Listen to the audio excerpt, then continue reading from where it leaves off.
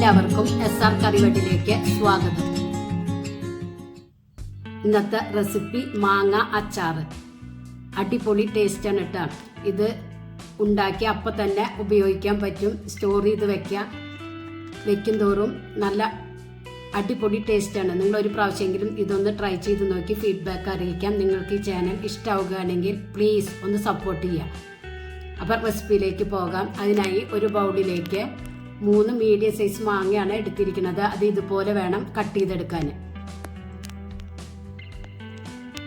ഇതിലേക്ക് ഒരു തുടം വെളുത്തുള്ളി ചെറുതായി കട്ട് ചെയ്തത് ആഡ് ചെയ്ത് കൊടുക്കുക.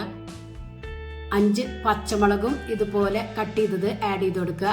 ചെറിയ കഷ്ണം ഇഞ്ചിയും പൊടിയായി കട്ട് ചെയ്തെടുക്കുക. 2 ടേബിൾ സ്പൂൺ കശ്മീരി മുളക് പൊടി, 1 ടേബിൾ സ്പൂൺ സാദാ മുളക് പൊടി, 1/4 ടീസ്പൂൺ മഞ്ഞൾപ്പൊടി, ആവശ്യത്തിന് ഉപ്പ് എല്ലാം കൂടി നല്ലവണ്ണം മിക്സ് ചെയ്തെടുക്കുക.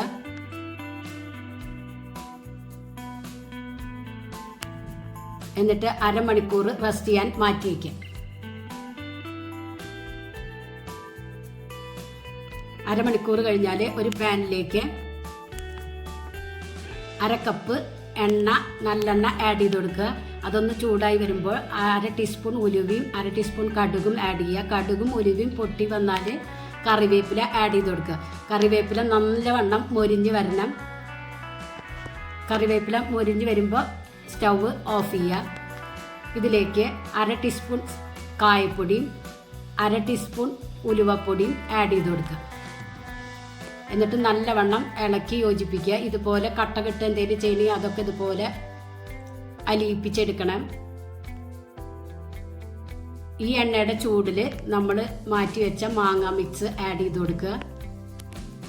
എന്നിട്ട് നല്ലവണ്ണം ഇളക്കി യോജിപ്പിച്ചെടുക്കുക.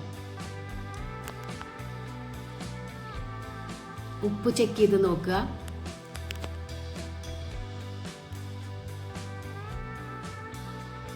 ഉപ്പ് കുറച്ച് കുറവുള്ളത് കൊണ്ട് ഞാൻ കുറച്ച് ആഡ് ചെയ്ത് കൊടുക്കുന്നുണ്ട്. 1/4 കപ്പ് സുറുക്കിയും ആഡ് ചെയ്ത് കൊടുക്കുക. എന്നിട്ട് നല്ലവണ്ണം ഇളക്കി യോജിപ്പിക്കുക. ഇതിലേക്ക് ഒരു 1/4 ടീസ്പൂൺ പഞ്ചസാര ആഡ് ചെയ്ത് കൊടുക്കുക. പുളി ബാലൻസ് ചെയ്യാൻ വേണ്ടിയിട്ടാണ് ആഡ് ചെയ്ത് കൊടുക്കുന്നത്. എന്നിട്ട് നല്ലവണ്ണം ഇളക്കി യോജിപ്പിക്കുക. തണുക്കാനായി മാറ്റി വയ്ക്കുക. ഇതുപോലെ അടിപൊളി ടേസ്റ്റാണ് കേട്ടോ.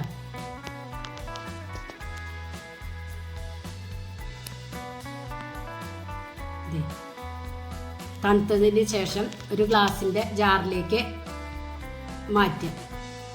നിങ്ങൾ ഒരു പ്രാവശ്യമെങ്കിലും ഇതൊന്ന് ട്രൈ ചെയ്ത് നോക്കണേ. നിങ്ങൾക്ക് ഈ ചാനൽ ഇഷ്ടമാവുകയാണെങ്കിൽ പ്ലീസ് ഒന്ന് സപ്പോർട്ട് ചെയ്യുക, ലൈക്ക് ചെയ്യുക, ആ ബെല്ലൈക്കൺ ഒന്ന് അമർത്തുക.